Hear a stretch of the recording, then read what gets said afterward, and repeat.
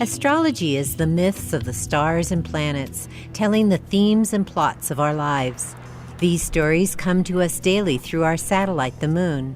She is constantly spinning astro news. Hi, I'm Mary Lynn LeBlanc with Moonwise. Back on November 10th, Daniel Fiverson and I began a series on the Pluto generations. Those represent people born during the years Pluto was in a specific sign.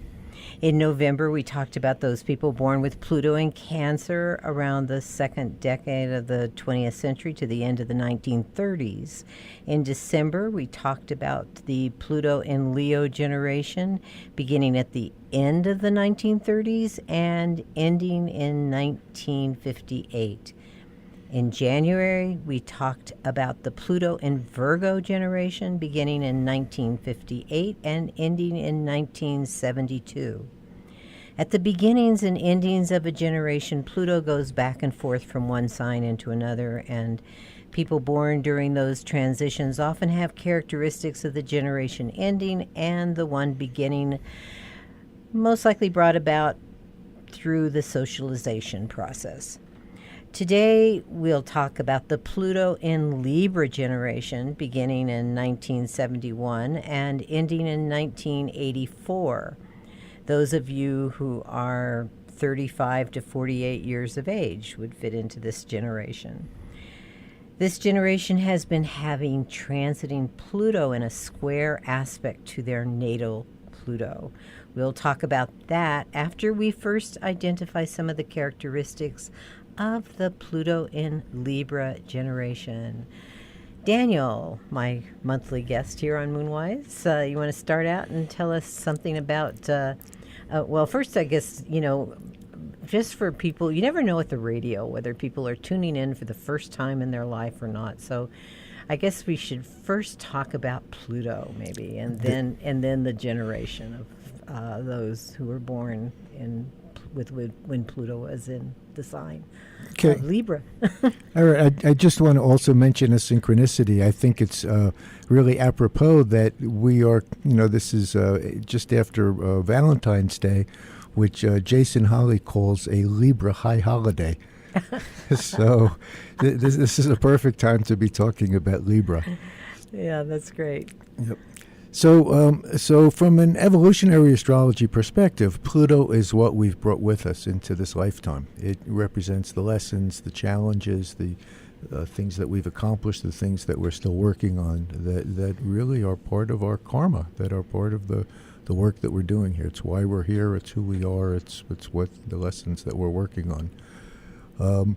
Libra, as I alluded to, is ruled by planet Venus. Venus rules two signs. It rules Taurus, which is its yin expression, its inner expression, which is our relationship with ourself.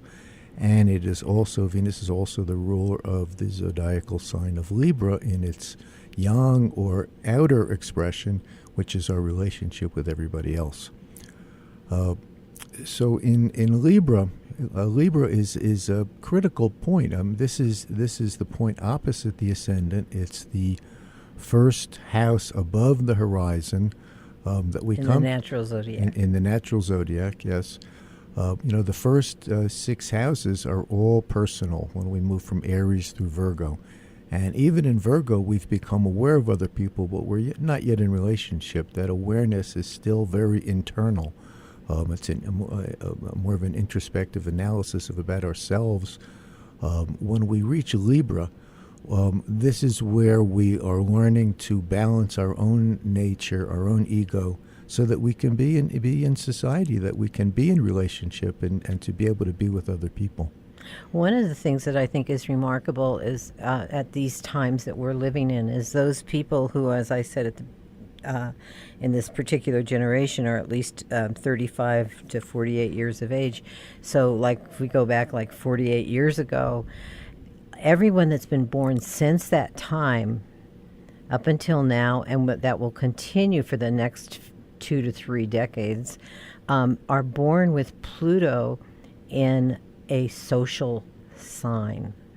And so, my hope when I began to see this happening back in the 70s, being an adult at that point in my life, that my hope was that we would see major changes in society over these years, and we are seeing them. We have. It's because, just not the changes we hope to well, see. change comes slowly, and is the kind of change we're looking for, and it is happening. I mean, it is happening. You know, you talked about the blue wave in Congress with the women who have gone to the United States Congress this year, and some of them are in the news, at least the news that I follow. It's the news you hear here on KSFR, especially our syndicated news with Democracy Now! And a few other shows.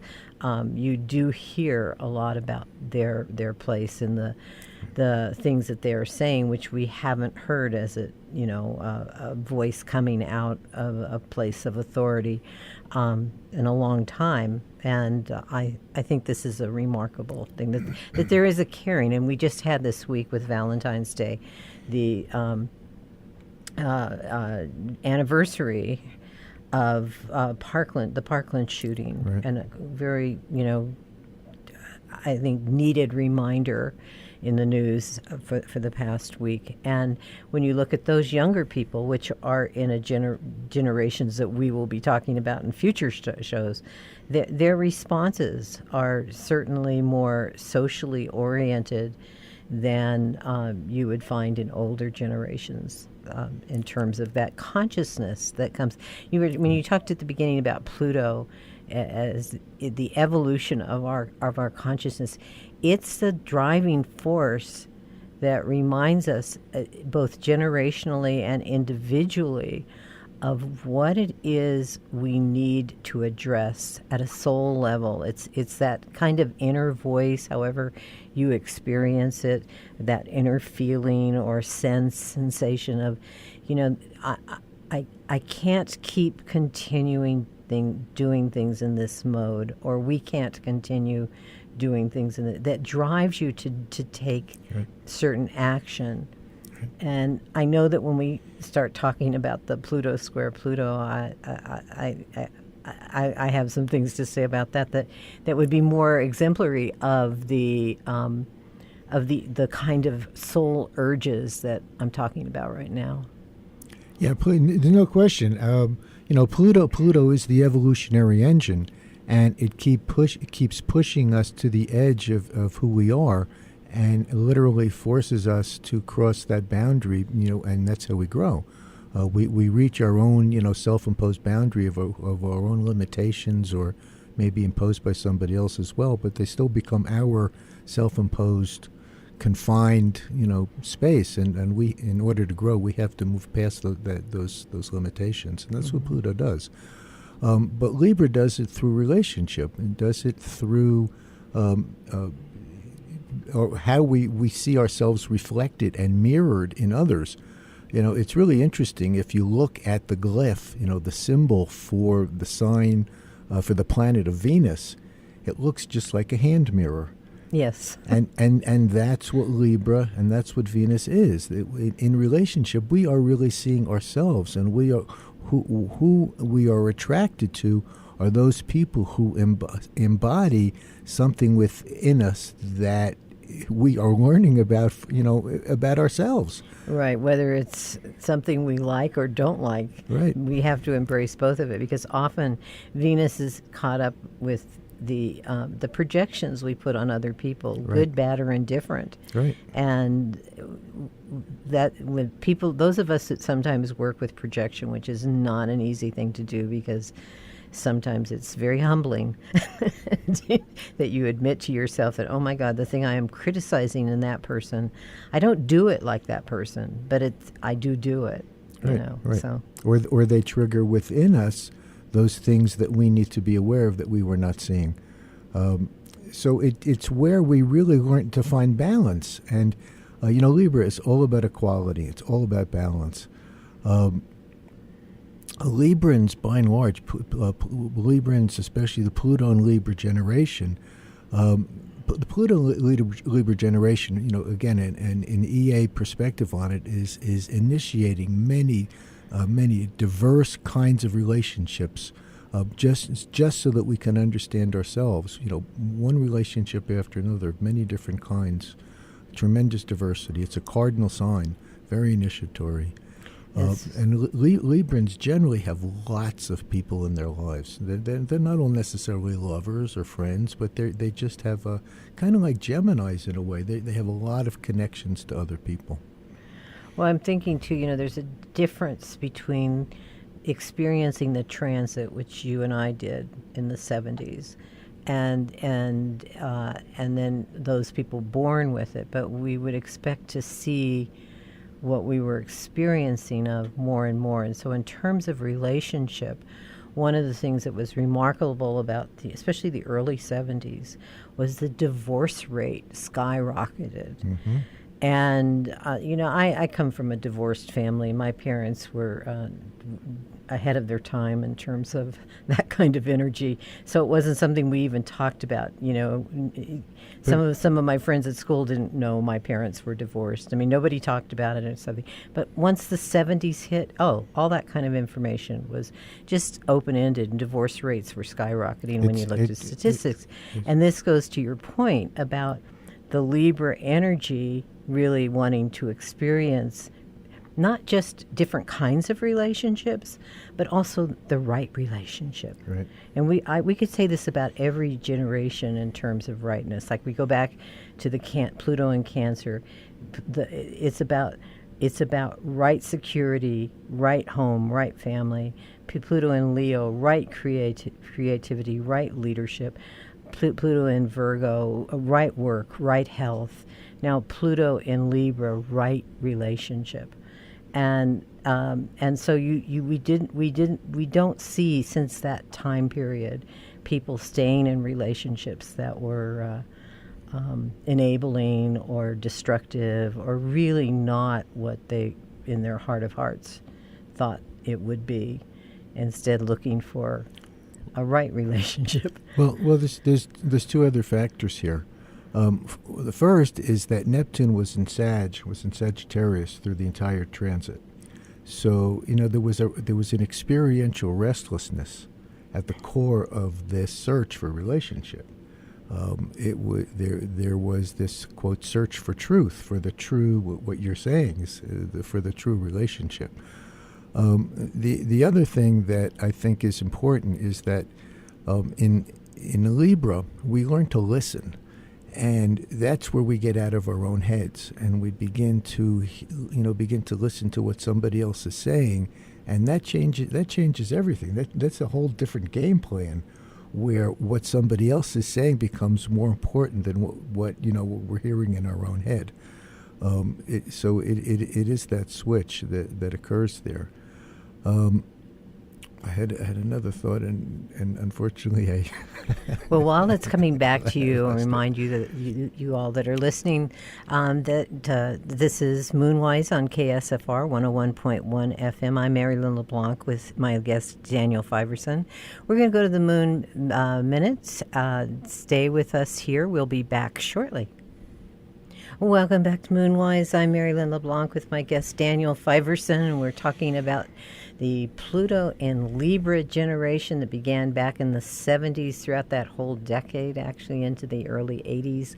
And Daniel, before we went to the Moon Minute, you were going to say something about the Pluto and Libra generation that slipped your mind and it came back. Well, when Pluto moved into Libra was when we actually had the beginning of the women's movement. Think about that. And it's also the time when we had the ephemeris. Yeah, it was also the time when we actually had an ephemeris for all the goddess asteroids. Well, from the astrology perspective, yes. But Right, I'm going like remembering those days. Actually, I can remember the end of the 60s. Okay, but it was the same. Because Virgo was, as the Virgin, et cetera, had some of that energy. Okay, as but well. it was mainstream. We were seeing there was lots of literature. The New York Times book bestseller list was filled with women's movement literature. But the other thing that occurred through the 70s and 80s was the diversity of the different kinds of relationships. It didn't just have to be a man married a woman, and there was a classical marriage, nuclear family type situation. We had people living together. We had Well, there was swapping going on. There was swapping going on, 70s. right? There was open marriages. And it was also the beginning where the gay lifestyle began to be mainstream. People began to accept it as this could be a normal activity for people. It was no longer viewed the way that it had been for centuries. So we saw changes in attitudes about sexuality, about relationship, about what was proper, and how we could find that true, authentic relationship with someone else, from our own sense of our own standards, our own ethics, our own what we brought to the table, not what somebody else said was right or wrong. Yeah, I would say that too. There's probably those people who are marriage counselors where their businesses started to really grow and expand during those years, because the issue, is sort of like the liberation of sexuality, but also really what is sexual involvement in a relationship, and do all relationships really eventually lead to sexual relationships or not? I mean, there was all of that kind of came out of the whole hippie movement, you could say, and commune movement that kind of fed into the 70s, even though some people were saying, well, this isn't quite working. And I know I like to think about the Pluto-Uranus cycle that started in the middle of the 60s and went through this time, was that a lot of people were also experiencing in the 70s what really didn't work in terms of how relationships were shifting, and then went back to older kind of ways of interacting. And that There's another interesting transit that occurred over the Pluto transit. At the beginning of the transit, when Pluto entered Libra, Uranus was also in Libra. It was not conjunct, but there was that double dynamic. And as the transit progressed towards the end of the transit, Saturn was conjunct Pluto, and we had a similar situation that we're now encountering, where we had a very Saturnian influence and dynamic going on. So it really reflects what you're saying with that, return to what was, what we knew worked in the beginning. But both of them are rulers of Aquarius. So again, well, we're looking for new ways Right. of interacting with people, and we are seeing those. And we look at today at the shifts that are happening.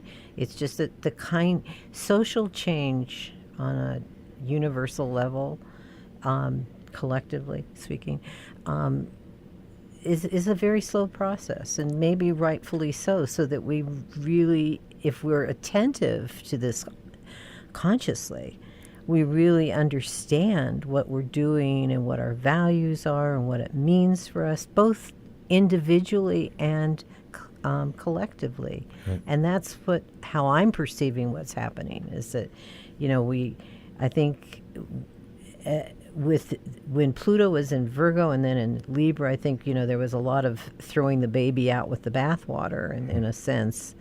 And yet, the baby being, what meaning does this have to me? Right. What values am I going to right. maintain? And are there ethics even in some of this? And Libra is one of those idealistic signs that brings up these kinds of issues for us. The other thing that I think there's another important distinction as well, and we'll get to this next month when we talk about Scorpio. But there is a difference between the seventh house and Libra is really the dating game. This is where you mix, and this is the meet and greet, if you would. The commitment is the eighth house. That's the seventh house is not really the house of marriage. The eighth house is the marriage, is the sacred commitment, whether it's to another person or an idea or a belief. The seventh house is where we're out there and we're kind of playing the field, and we're dipping our toe in the water, and we're learning about ourselves. We're not necessarily ready for that long-term commitment. Well, one of the things I mentioned at the beginning of the show was that the Pluto square Pluto, which those people that were born in the 70s are experiencing now. Some of them, the ones that born at the beginning of this 1970, 71 rather, or 72, etc., have already experienced this, Right. and some are going through it. Do you want to, in general, all of us that are older than 48 have experienced Pluto square Pluto. How do you describe that time in somebody's life? To me, this is midlife crisis. I mean, it's Capricorn. It's taking responsibility. It's maturity. It's facing aging. It's facing the responsibilities, perhaps, of being a mother or a father, of raising a family, of what it means to, and also reaching a point where you realize that you're not getting any younger. That that you really have to look at your life, and this is where we begin to, I think, develop the. I guess it was Socrates who said that an unexamined life, this is when we begin to examine things. Right. I look at it as a soul wake-up call. Right. It's sort of like, is this really? You've become an adult, which in astrology doesn't really happen until the end of one's 20s, in my opinion, as first Saturn return. Right. And you've been an adult for at least a decade, and you have a sense of what that means. Right. And it's the soul within saying, okay, either, hey, you're on the right track, keep doing this, keep developing it. Keep putting your heart and soul into this. Or it's the soul saying, okay, this isn't really what you signed up for. Mm-hmm. And it on another level. And so what happens? This happens it's been happening for some of these people. It happened in their late 30s. For some of us, it happened in our early 40s. And it's sort of like you said, midlife crisis, where you go, I can't do this job anymore. And it doesn't make sense. People around you, I went through this. People around me could not understand why my mother was furious, I remember, because it was like, what are you doing with your life? And you understand it inside, and you just go, I can't do this anymore. I just cannot do this anymore. And it's not like you're doing anything wrong. It's what your soul is saying to you, and you're feeling it, you're sensing it. It's a kind of a whole person experience. Okay. And a lot of people get divorced during that time. It's like, nope, this is not, what I want to continue. Don't you think it's true that, maybe through the first 2 or even 3 decades of our life, we're kind of on a trajectory that, we were launched, through school and through all the different stages of school, and we end up in, college, graduate school maybe. We're in a career. We've been programmed. It's a definite trajectory, and then at some point, maybe we reach, the highest point in that trajectory for us, and all of a sudden we say, wait a minute, where am I really going? Where has this taken me, and do I really want to be here? It's Dane Rudger's classic Crisis in Action, where we begin to look back at what our original intention was. What was the intention at what he called the seed point of the cycle, at the conjunction, at the beginning? What did we intend to create? What was being created in that? And here we are, 1/4 of a way through the cycle. And what do we have? Have we created it, or have we created something else, or have we created nothing, or have we created something, but are we recognizing now what else it really needs to give it legs? Right. It's like an awakening of saying, okay, it's time. I kind of look at it. This was a way of looking at it I got from a person who is very much into Rudolf Steiner's work, where it's like you've experienced enough of what it means to be a soul, spirit in a human body, and now, you've come far enough into the earthly plane, and it's time now to recall that you're a spirit being. And it's beginning the journey back to spirit, as you mentioned at the beginning of this segment here, talking about this Pluto squares Pluto, that it is like this wake up thing about what we're really doing here, and so the perspective as a spiritual being. And I do make that distinction very strongly. I'm not talking about a religious being. I'm talking about a spiritual being, and it doesn't have to do with necessarily with any religion. For some people, it does. It's living life directed from that place. Right. Yeah, the soul has two diametrically opposed needs, desires. One is to separate and experience time and space, and the other is to return to the source of all that is. And at each critical point in our life, different transits, different outer planets, different events bring us to that point where we recognize that balance, the weighing of the soul, if you would, that the Egyptians recognize. Are we still separating? Will we have more separation to do, which is okay, or are we ready to turn the corner and begin to work our way back? All right. So, Daniel, thank you so much for being my guest here on Moonwise. I know that you'll return next month, and we'll talk about the Pluto and Scorpio generation, which is Pluto's sign, Scorpio. Well, with that one, I want to remind you that you can always find podcasts of the show on our website, ksfr.org. Coming up next is Climate One, and you are listening to KSFR, White Rock, Santa Fe Public Radio for northern New Mexico, and streaming on the web for the whole world, actually, where some of you may be listening at this time. We'll be back with you next week here on Moonwise, so thanks for listening.